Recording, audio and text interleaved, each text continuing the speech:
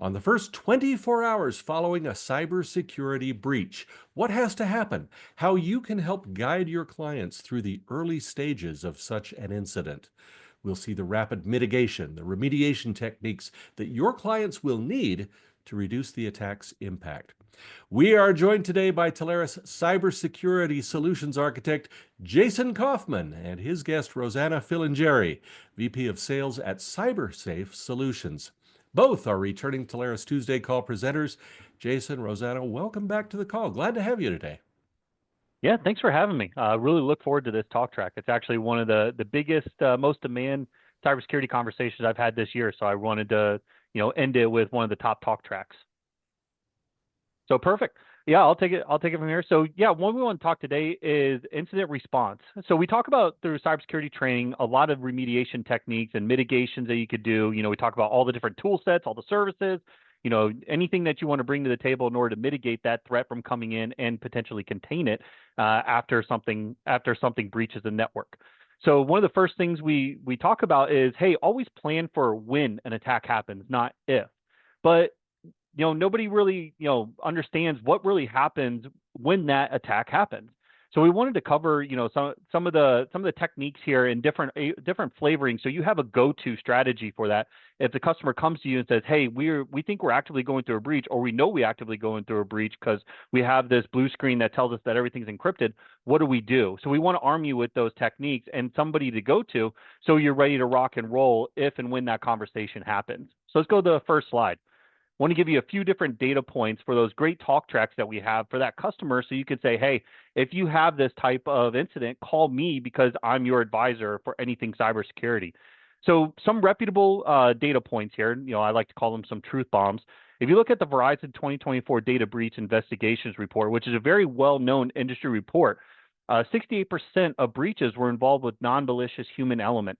So every part of our cybersecurity training always tells you that, hey, it's much easier to breach a person that already has authentication and access into customer data rather than trying to breach it from the outside.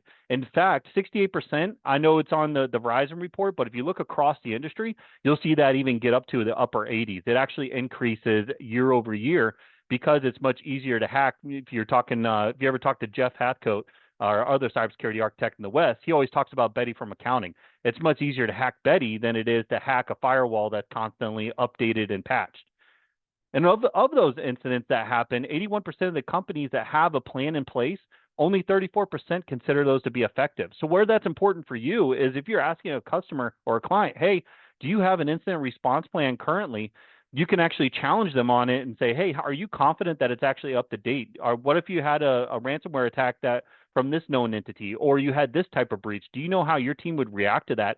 Or would they sit in bewilderment and have to pull out the run book? Are there gaps in that entire plan and preparation? You'll see a lot of them will start saying, I don't really know of that.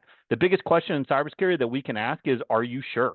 And that's a big data point right there that you can actually fill them with hey, even though 81% of people actually have it, 34%, which is a very low number, one of my grades from high school, 34% is what I've seen on my report card a lot. That is not a very confident answer. So make sure you have that one in your back pocket. And then one of the big reasons why I want to talk about incident response is if you have a plan in place and you can react very quickly, organizations that have incident response planning and have a company to go to or have internal staffing in order to react and contain very efficiently, save 1.5 million compared to those that do not, according to CDW. So that's a very important conversation track, is saying, hey, customer, in certain incidents, we can save you $1.5 million just by having that certain talk track right there. Let's have a conversation about it and see what we can do. And then on top of that, those that react within the first 30 days save more than $1 million compared to those that don't. So you can see the average dwell time now we're seeing is generally decreasing over time. It was increasing to like 200, 250 days, but now with all the tools and techniques that people have from services that are now put in front of them consistently, 69 days is still a long time for a threat to be in the network before you react to it. So a few data points there I just wanted to share with you before we start getting the options that you have in the marketplace today. So if we can go to the next slide. So a few different options we have today, and not really sure what happened to the text on the left one there, but if you're thinking like good, better, best, and there we go. Good, better, best scenario. Good is ad hoc. So that means that, hey, I have a customer that has a breach. They don't have anything in place. They don't have the resources in order to be able to respond or contain to the breach, but they need help immediately. That is what ad hoc is. So it's getting on the phone, and I've seen Rosanna do this, which is why I really wanted to pull her in for this conversation. Get on with the customer pretty much immediately and start, advising to, hey, do you have these controls in place? Do you have this contacts? Do you have these resources? And then start talking down that track on, hey, how do we contain it? And then start the remediation process. The second one is retainer based. So this is where you get a little more proactive to where you have a team ready to go, a number that you can call, and you get priority SLA backed response times compared to the ad hoc. So generally retainer based has some form of application that sits on a lot of endpoints or sits on the networks and gives some telemetry data immediately to the incident response team so they can get some data points to react on rather than having to come in that ad hoc approach, which doesn't have that type of software package with it. So they're coming in a little bit more blind. So this one gets you a little bit better reaction time because there's more data that they can pull immediately in order to start that incident response. And then the best approach is the MDR that includes the incident response. So that provider that's already protecting your network, protecting your data, protecting your endpoints and everything involved in your infrastructure, they have an incident response team that's ready to go because they know no matter how much that you protect a network or any of those devices, they know at some point they're going to have a breach that's going to bypass that because we have zero-day attacks, we have Betty from accounting, we have many things that are outside of kind of that control to where now you need a team that can be able to come at your disposal when you need it. So if you're looking at the options for your customer that you can advise on, say, hey, if you don't want to have a retainer for a company to do this, then great, we could do this ad hoc and I have contacts for that. Or I have a company that can come in, protect the network, and they can react immediately when needed. So let's go to the next slide there. So I do want to integrate Rosanna. I know we had a slide before that kind of showed her picture where she sat with VP of Sales at CyberSafe. So we're bringing in the big dogs here. Somebody that has a ton of experience that I've seen personally on calls and does a great job in order to get things moving very quickly. So we have 3 use cases we want to talk about that Rosanna has seen in the marketplace a lot. Phishing, malicious application download, and brute force attacks. We'll get into each one of those, what they look like from an opportunity level, and then kind of where it led, because I know everybody wants to talk about, hey, where's the commission on this stuff? We'll get into that as well. So let's start with the first one. Absolutely. So next slide, please. All right. So Rosanna, I'm actually going to turn this one over to you. If you can give us a little background and we'll go over a little bit of the impact, how you guys detected it, and then what the remediation tactic was in order to get the company back up and running. And then we'll highlight, what that means for the advisor as well. Absolutely. I have a truth bomb or two that I want to share with, I guess, the group before we dive into these use cases. So every year when the holidays come around, we usually start to see it around Thanksgiving, and then it funnels all the way out through the new year. The cybersecurity vendors of all sorts send messages out, and it's like, hey, you're going to get hacked over Christmas, right? Or the holidays or the new year time period.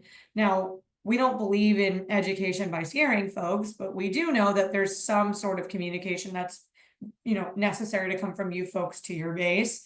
The suggestion that I take in these situations is let's just educate the importance of us being away from our systems during the holiday time period, rather than leading to scare them with someone's going to click on a phishing email while you guys are out for the holidays.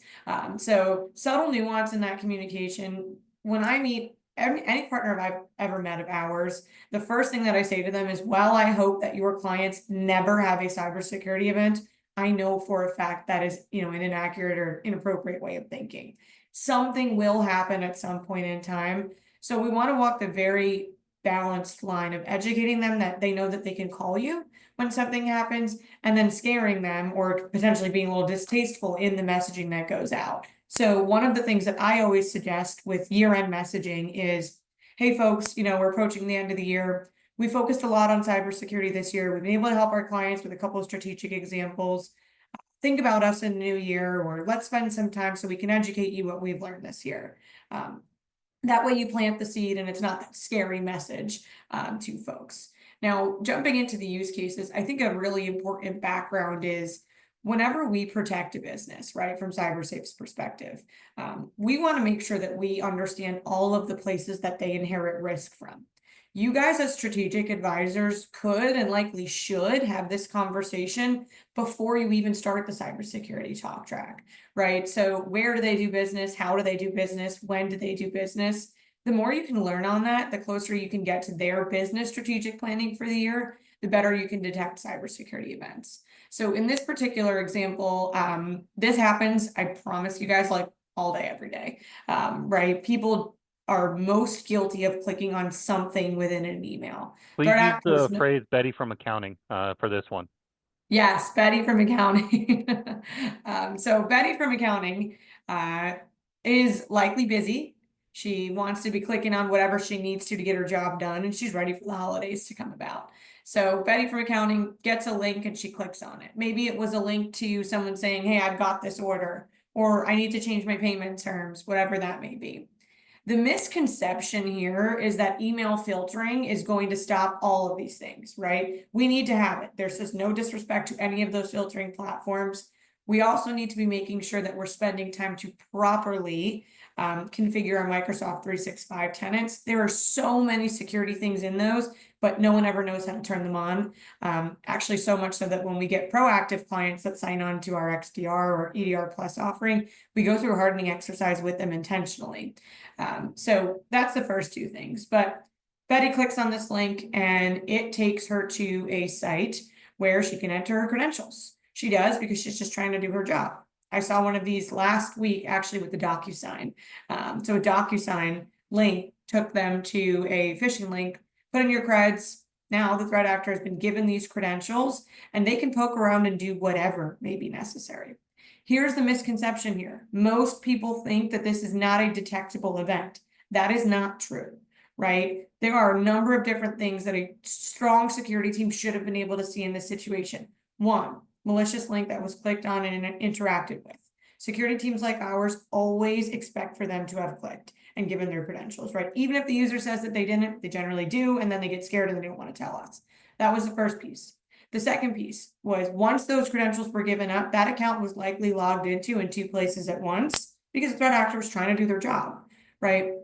Another misconception here is that as soon as that happens, the threat actor is ready to go. That's not true. They want to watch, they want to look, and they want to learn of when they can strike at a time that makes the most sense. So the second piece is that should have been seen.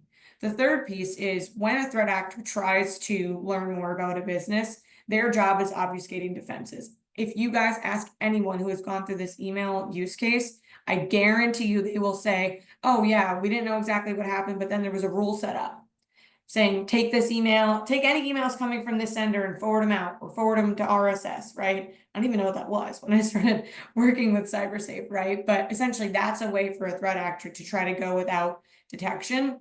All of this is possible for a proactive security team to see. So that's the underlying message here. Anything you want to add to that, Jason? Actually, I have a follow-up question. So if we're following the lines of Jeff's think like a bad guy, talk track, what are they? You said that they're sitting here and they're not immediately reacting in order to gather all the information that they have immediately upon the breach. They're sitting there waiting. What are they waiting for? So they can be waiting for a time that they feel is optimal to strike. They can be waiting for enough time to gather information, right? So usually we'll see campaigns, phishing campaigns that are sent to an organization. They're sent to a number of different people. Sometimes they're admins, sometimes they're assistants, sometimes they're the C-level, or just a day-to-day regular user. Why they would do that is they want to increase their chances of getting in. But if it's someone who's moving really quickly, for instance, Betty from accounting, maybe she has some sensitive data, but not everything. So what that threat actor actually looks for is what emails is Betty going to get? How am I going to use this against this organization?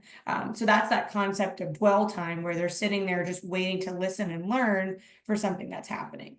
Now, I do want to just be very clear here. This is something that proactive clients, you will never be able to 100% prevent this, right? We can lock everything down. We can follow strong passwords. We can train our users. It only takes one time. This is where we have to collectively train on detection and the importance of it. That's a great point. See, we're coming back to the same methodology on not if something's going to happen, no matter what mitigation techniques and prevention techniques you throw out there, always plan for when, because no matter how good a tool is or a service is, you always want to have a plan for when something gets through. So great point. Any final words on the phishing one before we move on to the next one? Yes, visibility into the email is important for every industry, regardless of what they do, right? So I'll give you guys an example that's bubbling up to be really important. Car dealerships, they just got a new regulation, FTC safeguards for non-banking regulated entities. Ignore the nuance there. Point is, many of them feel, this isn't really a fit for us. What do we really have in our email? We use different platforms. If a threat actor spends 1 minute in an email account and they can click up or down and there's a name, a birthday, an address, anything that is considered personally identifiable, regardless of industry that the client is in that situation can potentially be a reportable breach, right? So all it takes is as quickly as we all funnel through our email boxes is as quickly as a threat actor would need to do that for that business to potentially be on the hook. So very, very significant regulatory and compliance measures come along with this as well. Great point. And that actually reminded me of a use case that somebody got into the email account of the CEO and didn't do anything. Obviously, just sat there and listened, and then finally figured out who the players were that could send checks out based on the accounts payable team. And now they were emailing the accounts payable team to send checks to specific or ACH deposits to specific accounts that they owned. And the company of 8 folks were out $500,000 within 6 months before they realized anything was going on. Because Betty from accounting never asked the CEO in person or picked up the phone and called him directly, hey, is this a legitimate request? So there's a lot that happens there too. It's not just somebody breaching and creating inbox rules or stuff that's actually easily detectable. It is stuff like that to where they're doing malicious intent with actually employees that make it look like somebody else is sending a request. Yeah, I saw one last week for $2 million, and the client that we were educating on, how to move forward, they said, well, we have insurance for this. And unfortunately, misconception there, insurance does not cover in 99% of situations when the user voluntarily does something like sending money to the wrong place. So I'm glad you mentioned that. That's a great point as well for everybody to write down. What insurance does not cover. Big misconception there. So let's get on to use case number 2. So yeah, Rosanna, if you can paint us a picture kind of what use case 2 looks like, we could start digging into that one further. Sure. So the background on this is another education piece. Another thing that I did not know actually until this started to become a commonly exploited threat. When we go onto Google and we type in Microsoft Word, whatever it is, right? At Photoshop, something that we're trying to download onto our systems. One, us as users likely shouldn't have permission to do that, but let's just say that we do.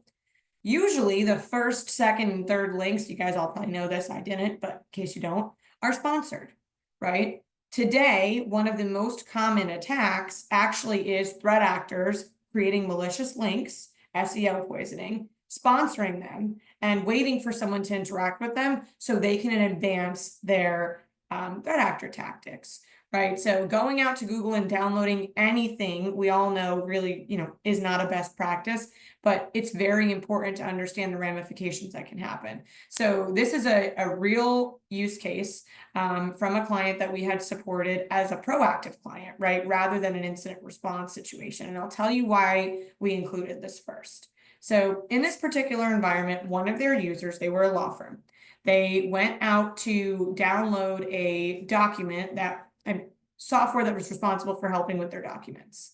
They downloaded it. It was unsigned. It could have potentially been malicious. However, an underlying EDR platform would not and could not have noticed that this was a malicious platform.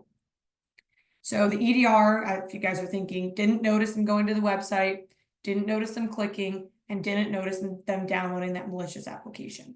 That does not mean Sentinel-1 is bad. That does not mean CrowdStrike is bad. That does not mean Microsoft Defender has points where, it's inadequate, right? Those are software tools. Software has to work for all of the millions of individuals that have downloaded it or businesses that have put it in their environment. Software cannot handle nuance. It doesn't know the difference between me and Jason, right? No matter how much we tune it, A SentinelOne or an EDR platform will never understand that difference. So really important piece for you guys to understand there. Now, what happened was when the user downloaded this malicious attachment, this malicious piece of software, essentially what happened was they added it to the image. So every time they spun up a new system, they took this malicious piece of software and just put it back on a computer and they reinfected themselves. They had the opportunity, I should say, to reinfect themselves over and over and over again.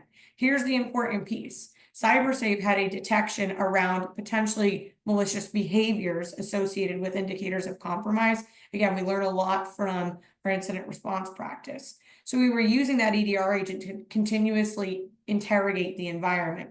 We had a detection on a watch list where this piece of software was doing things that software just quite frankly doesn't do.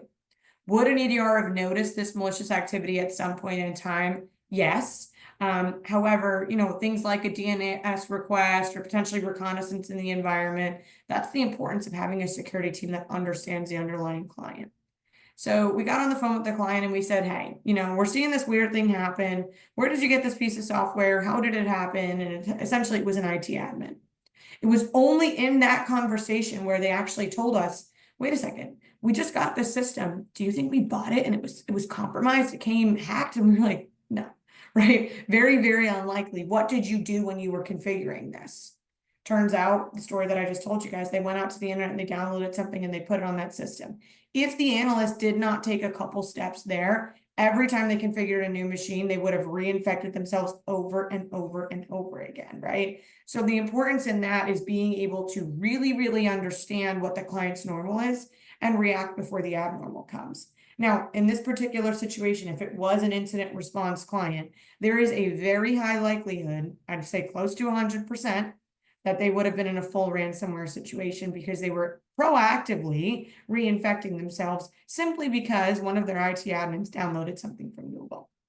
So this is a great scenario to say why best is better than the good when we show the 3 different flavors of incident response. Having that MDR approach that could proactively look at this and immediately react to something that a lot of the tools and telemetry were going to miss. That's a very important point to throw out there. And also, and sorry, Rosanna, to interrupt you there, just wanted to mention that, this is important for, a lot of the supply chain attacks that are going on right now. And this is why, supply chain is not just about hardware and where things are coming from manufacturing plants and stuff. It also has to do with supply chain of software. So if you don't know where that software is coming from a trusted source to make sure it's not tagging on any of these poisoned applications, then, you got to make sure that you're looking at where the stuff is coming from. So Rosanna, I want to kind of turn back to you to close this one out. We want to hit the next one. Sure, absolutely. So just closing remarks there is every organization has a obligation to get it right, right? That's not going to happen, right? We're not going to get it right 100% of the time when it comes to best protecting a business. So what we need to encourage our clients to understand is you can have the best products and tools in the world, but unfortunately they are going to fall off at some point in time. That is where you guys as advisors and educators come in. That's where providers like CyberSafe and Jason and team come in, where we can say, listen, folks, it's not about spending millions of dollars in your security program. It's making sure that we're taking the right preventative measures. We have proper detection measures, but most importantly, we're talking about best practices across the business, because that user should have never been able to go out to Google and go ahead and do that. But mistakes are made all the time, right? And it's how quickly we can detect them and recover from them is essentially what saves businesses. Perfect. And then, the first 2 use cases are human-led breaches. So that's where we're talking about that data point that 68% of attacks happen because Betty from accounting or somebody equivalent clicks on something that they shouldn't have or went to go download an application from an area that they shouldn't have. But we wanted to throw one use case out there that fell outside of that 68%, which is a brute forcing attack, which everybody's heard. Most people have heard the term brute forcing. So Rosanna, we have about 3 minutes here. Just want to touch base on this one so we can answer some Q&A afterwards. Absolutely. So as we get into this example, one other point that I want to make is if you guys ask me what's the number 1 or number 2 real life event attacks, ways that hackers are getting into an environment, it would be through the email, like we just mentioned, and then it would be compromising network assets, right? So impacting an RDP, leveraging firewall vulnerabilities. I will tell you right now, compromised VPN accounts have what I have spent my last 2 weeks talking about in every incident response scenario that we've dealt with. I was actually on the phone with Jeff Hathcote last week, and I said, I'm so sorry, I have to move our meeting. We just got 3 incident response calls, all with the same threat actor group, all compromising network devices, right? So in this particular situation, RDP was publicly accessible on the firewall. Essentially what that meant is the threat actor understood that there was RDP there, they could have exploited it. The client did not have the proper protection measures or protocol in place to protect those accounts, right? So MFA was not enabled. There was no 2-factor there. So if you got a password, you were in this situation. So what happened was this allowed for a threat actor to make their way into the environment and do reconnaissance, right? Figure out what else is happening here. What can I learn about this business? Now, how something like this can be detected is by looking at network traffic, looking at syslog, paying attention to NID, so any sort of network intrusion detection that may be built into a firewall or on top of that. Those are all very important data sets. Now, here's the distinguishing factor. What needed to happen in this particular situation is someone had to know that these logins were abnormal, right? Again, this goes back to education. This goes back to following best practices. If a business does not do any business or work with anyone outside of the United States, well, we should make sure we're following GYP filtering. We're making it not possible for them to do that. Now, here's where the understanding of the client piece comes in. If we work, let's just say CyberSafe proactively works with a client, and we know they're largely international, we have to treat them differently than someone who's only a regional player, in California or New York or somewhere in Texas, right? So the first piece is having the visibility to understand this is occurring. The second piece, and the most important piece, is being able to respond to that. Now, if we're facilitating an incident response scenario in this situation, this is a really, really tough one to detect without visibility. Most of the time, organizations find out about this after the fact because there was no way for them to have those checks and balances there. When something like this occurs, regaining trust of the environment is mission critical. So an exercise that we would take if this were an incident response situation is, let's figure out what assets are where. Let's move to protect them. Let's move to disconnect, right? So in the situation I was just telling you about that I was talking about with Jeff, we disconnected those VPNs immediately, right? That was our way of making sure that we could cut off the threat actor. And then we had the conversation of we're moving back to a trusted state. So I know that these were 3 very pointed examples, but the point here is, guys, we can give you 1,000,000, right? We can talk with your clients about 1,000 ways someone can get into an environment. Unfortunately, examples like this will only get us so far. We don't want to meet people after they've had something like this occur. So we want to move to that education standpoint where we can say, hey, folks, here are best practices. We're not going to force them on you, but let us educate you because it's going to be cheaper. It's going to be a lot quicker for a business to proactively help you recover rather than reactively. Because the harsh reality is businesses don't usually recover. They usually don't get their information back. And unfortunately, that downtime costs quite a bit more than just going with a proactive solution in the first place. Hey, Rosanna, I got one last question, then we'll turn it over to Doug for Q&A. So compensable, one of the most important questions for this call, the incident response, is that something a partner can get paid on? Yes, absolutely. And then how many opportunities that you come in for incident response lead to managed services after the fact? Let's say 99.9% of them. The only time that they don't is if that company unfortunately goes out of business because they just can't recover. Okay, But and then the they've managed learned. services are compensable as well too, right? That's correct. Yeah, they've Perfect. learned after the fact, that they need to make changes. Perfect. Well, thank you, Rosanna. Really appreciate you going through the use cases with me here, and turn it over to Doug, who may have some Q&A unless we need to move forward. Thank you both. Terrific presentation. We do have a few questions we want to touch on. Zachary Schechter just wrote in a few minutes ago and asked, hey, for folks that are working with medium-sized businesses, SMB customers, they already have an MSP that they're working with, but it becomes apparent that that MSP is really not that far advanced. Suggestions for approaches and ways to get into that conversation. Absolutely. Tale as old as time, right? It's very tough to come in and, we don't want to call anyone's baby ugly, so to speak, right? So we want to walk that really fine line of making sure that these folks understand that we're an ally to them to a degree, but usually when they're not doing really good, a strong job with security, it's not their focus area, right? So we educate the client to say, well, when you hired this MSP, you probably brought them on for help desk or firewall management or for a particular reason. Did you really hire them for security? Usually the answer is no, right? So we can talk with them about checks and balances and why they're so important. How you can make that MSP an ally to you if you're not fully replacing them is making sure that they understand that there's likely going to be room to improve from a day-to-day practice perspective. We can keep them in the loop. We can associate them with wherever they're contracted to be supporting. If they just really are inadequate, we can talk with the client and say, hey, look, let us educate you about all of the things that we have to offer, and then you guys can make that business decision. If you guys haven't worked with CyberSafe before, we educate first, sell second, right? So we don't want to burn that bridge. Let's just say it's not an opportunity as of today. Maybe that small MSP has there's a relationship there on an executive level. We don't want to come in and jeopardize the opportunity at large, but we'll talk about ways that they could potentially begin to change and create a roadmap with them on how to do that.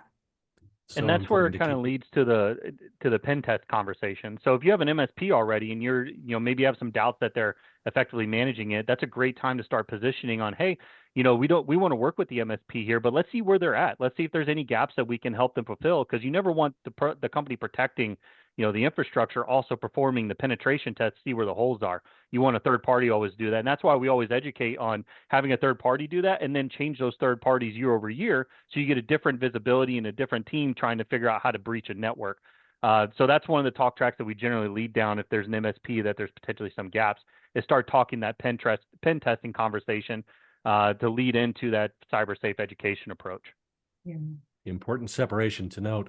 A couple of questions came up about cyber insurance and the value of that. Questions around how strictly those requirements associated with an insurance plan have to be followed. Rosanna, you mentioned earlier that insurance certainly doesn't cover everything. Are there important exceptions or requirements that our advisors need to know about? Yes.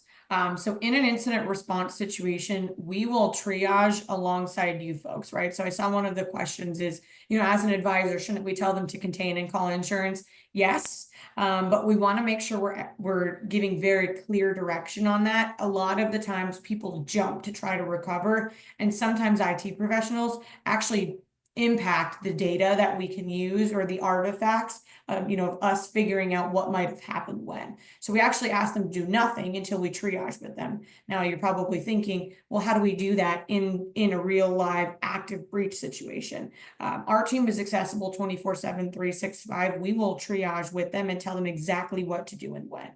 When it comes to insurance, yes, that is one of the first questions that we ask. Do you have cyber insurance and who are they? We usually have them reach out to their insurance carrier. Sometimes they don't, if we can't quantify what's happened, because the last thing we want to do is go let the insurance body know, hey, something happened here. We don't really know what it is, and we know you're going to ding us. Usually the first call that we make is actually to legal counsel alongside with the client. If they don't have it, we can help them with it. So we can put everything that we're about to do under privilege and then take legal guidance from there. As far as approved panels, yes, we're on a number of them. If we're not on an approved panel, we can still do the work. There is a way to get reimbursed.